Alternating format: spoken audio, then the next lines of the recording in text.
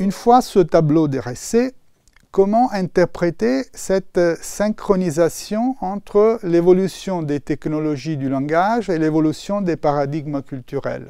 Quels sont les facteurs décisifs à prendre en compte pour tenter de l'expliquer?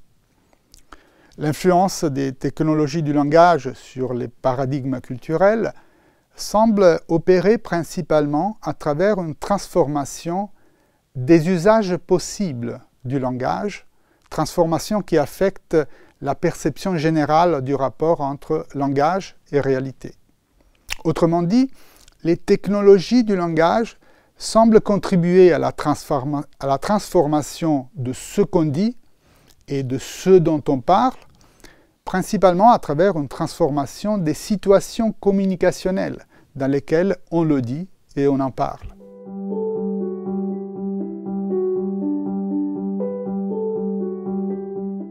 Le passage de l'oralité primaire à l'écriture alphabétique en prose sur rouleau de papyrus au 5e siècle avant Jésus-Christ à Athènes comporte une transformation profonde de l'expérience partagée du langage. Dans toute culture orale, le langage se présente comme un événement sonore éphémère, se produisant au sein des événements auxquels il se réfère, principalement afin de les créer ou de les modifier. On parle pour agir sur la situation présente. Avec la culture écrite, au contraire, le langage devient un objet, muet et persistant, doté d'une existence autonome, physiquement séparée de la réalité dont il parle, réalité qu'il ne peut plus modifier facilement, justement puisqu'elle est absente.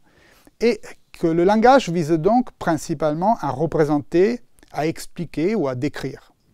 On passe ainsi d'une prédominance de la performativité linguistique, c'est-à-dire de genre discursif qui crée ou transforme les événements, par exemple la magie ou le mythe, à une prédominance de la constativité linguistique, c'est-à-dire des genres discursifs qui représentent ou qui expliquent les événements, par exemple l'histoire ou la philosophie.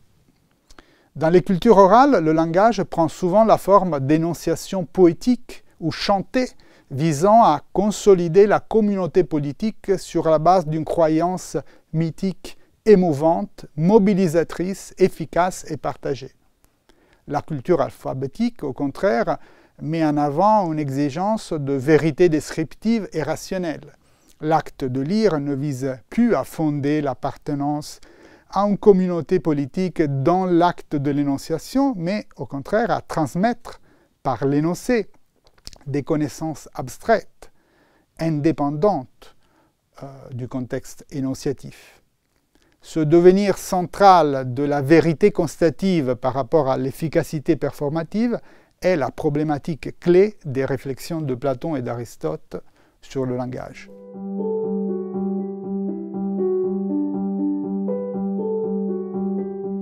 Le passage du rouleau au codex, au IVe siècle après Jésus-Christ, comporte un changement profond dans l'usage habituel de l'écriture. L'écriture cesse d'être une expérience individuelle des savants et devient le support d'un nouveau type d'énonciation orale en prose, destiné aux foules des illettrés, l'évangélisation. L'évangélisation est une pratique langagère qui vise à constituer une nouvelle forme de communauté politique, l'Église, en réinventant l'ancien dispositif performatif du mythe, mais en s'appuyant sur la nouvelle technologie du codex, qui lui permet de standardiser à grande échelle ce retour à la dimension orale du discours. C'est la fonction de RAM du codex, c'est-à-dire de Random Access Memory, mémoire à accès aléatoire, qui fait la différence par rapport au rouleau en papyrus, qui lui est une mémoire à accès séquentiel. Le codex Grâce à ces pages qui peuvent être feuilletées et qui permettent d'accéder rapidement à n'importe quelle partie du texte, facilite l'exploitation des textes sacrés dans la prédication. Le codex optimise la possibilité de les adapter de manière dynamique aux différents contextes énonciatifs. Le codex facilite l'émergence d'un nouvel usage du langage, l'évangélisation, et donc d'un nouveau type de rapport entre langage et réalité. Le langage ne se limite plus à représenter ou expliquer la réalité, mais il devient la parole de Dieu qui se répand sur terre pour transformer cette réalité et sauver le monde. Un rapport langage-réalité s'instaure qui n'est plus entièrement mythico-poétique ni historico-philosophique, mais qui devient théologico-allégorique. Il y a désormais une autorité spirituelle centrale, l'Église, qui assure la stabilité sémantique d'un discours écrit en prose, standardisé à l'échelle internationale, le Nouveau Testament, et ce discours théologique, véhiculé par le Codex, doit s'adapter aux situations énonciatives orales et locales par le biais d'un transfert métaphorique ou allégorique. C'est l'échafaudage du dispositif discursif dominant dans la culture médiévale.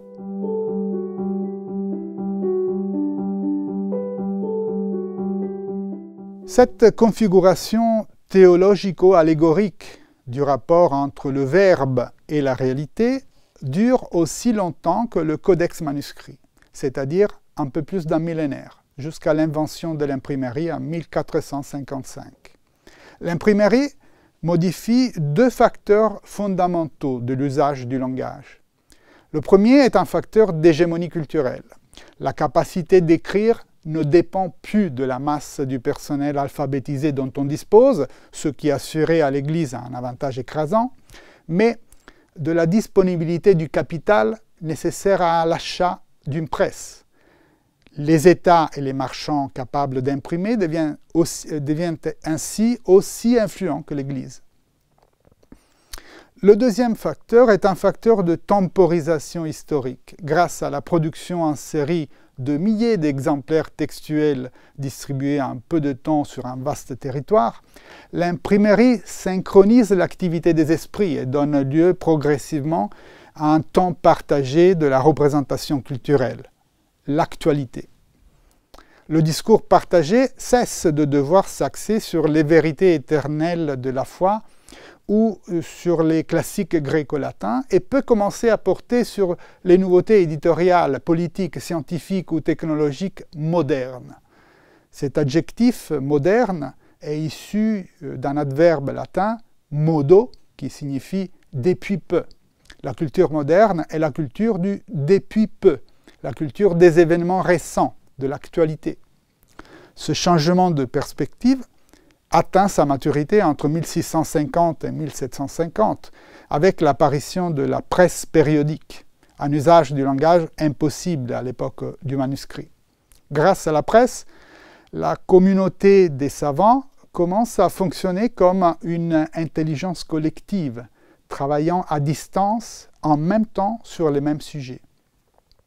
La boucle de rétroaction, le cercle vertueux qui se forme entre les événements récents et leur représentation imprimée qui les renforce et les généralise cycliquement, engendre le nouveau paradigme culturel de l'époque moderne, celui de la révolution scientifique, politique, industrielle.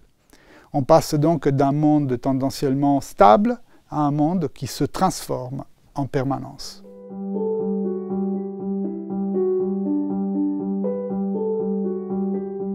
La configuration moderne du rapport entre langage et réalité commence à s'épuiser à partir du dernier quart du XIXe siècle, avec l'invention des médias analogiques. Ces médias visent à construire un espace culturel partagé entre les élites lettrées, qui les contrôlent, et les classes populaires illettrées, qui se sont reversées dans les villes suite à la révolution industrielle. Pour la première fois, l'évolution des technologies langagères ne concerne pas seulement l'écriture, forme depuis toujours savante et artificielle de langage, mais l'oralité, forme populaire et naturelle. C'est pourquoi on assiste à un véritable engouement de la culture occidentale de l'époque pour tout ce qui est archaïque et primitif, de l'art abstrait au paradoxe de la mécanique quantique, jusqu'à une remise en cause des bases elles-mêmes de la civilisation, c'est-à-dire de la tradition culturelle écrite, par exemple chez Marx, Nietzsche ou Freud. Les médias analogiques réintroduisent progressivement dans la communication publique, à côté du contenu linguistique de l'énoncé, le son et l'image du corps qui s'expriment par un acte d'énonciation. Et cela leur permet d'engendrer une nouvelle forme de culture mythique, capable d'émouvoir le public et d'en conditionner le comportement. Dans un premier temps, cette puissance mythopoïétique électrifiée se concrétise brutalement dans les régimes totalitaires radiophoniques de l'entre-deux-guerres. Puis elle se stabilise en s'incarnant dans la société du spectacle télévisé. La publicité commerciale devient alors le nouveau royaume du récit mythique, où des propos délibérément faux sur la réalité sont continuellement relayés pour modifier les comportements sociaux de manière efficace.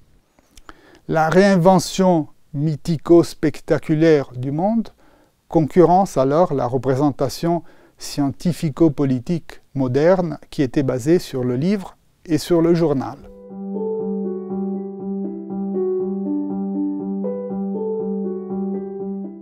La révolution numérique qui a lieu à partir de 1990 peut être considérée comme l'aboutissement du processus de technologisation de l'oral entamé par les médias analogiques. Puisque le numérique permet de maîtriser, manipuler et modifier n'importe quel paramètre ou détail de la représentation audiovisuelle du réel, la distinction entre le vrai et le faux tend progressivement à disparaître. Le tournant est représenté probablement en 2007 par l'apparition du smartphone, grâce auquel Internet devient accessible à la majorité semi-illettrée de la population occidentale, que la barrière symbolique et fonctionnelle du clavier alphabétique avait exclue auparavant.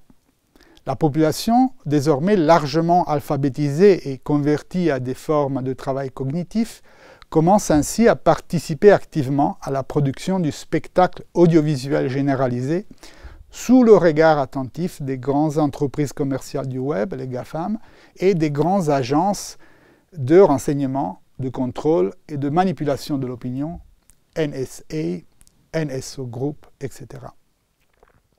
La société du spectacle cesse d'être ce qu'on voit le soir à la télévision et devient la totalité de la vie quotidienne de chacun, exposée en permanence dans les vitrines des réseaux sociaux.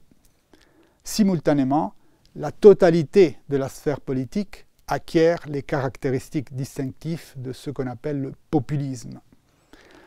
L'écran tactile multimédia, qui permet cet accès généralisé à l'information, est le lieu de l'hybridation et de l'interopérabilité entre l'oral et l'écrit, sous la forme d'un oral audiovisuel et d'un écrit interactif qui tendent de plus en plus à se contaminer et se convertir l'un dans l'autre.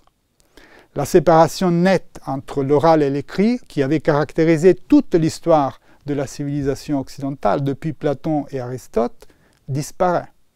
Et avec elle, toute séparation entre constat et performance, science et mythe, réalité et fiction est remise en cause. Prenons un exemple. Le président de l'Ukraine, Volodymyr Zelensky, a pris ses fonctions dans le monde réel en 2019, après avoir été élu. Mais il les avait déjà prises dans le monde virtuel en 2015, à l'intérieur de sa série télévisée « Serviteur du peuple », où il jouait le futur président de l'Ukraine. Cette série a permis d'entraîner pendant 3 ans des millions d'Ukrainiens à identifier Volodymyr Zelensky comme leur président idéal, avant que l'acteur ne se présente aux élections et ne soit réellement élu. Toute séparation entre la fiction de Zelensky, serviteur du peuple, et la réalité de Zelensky, président de l'Ukraine, est impossible. La fiction n'a été que la construction de l'image réelle du président dans l'imaginaire des Ukrainiens.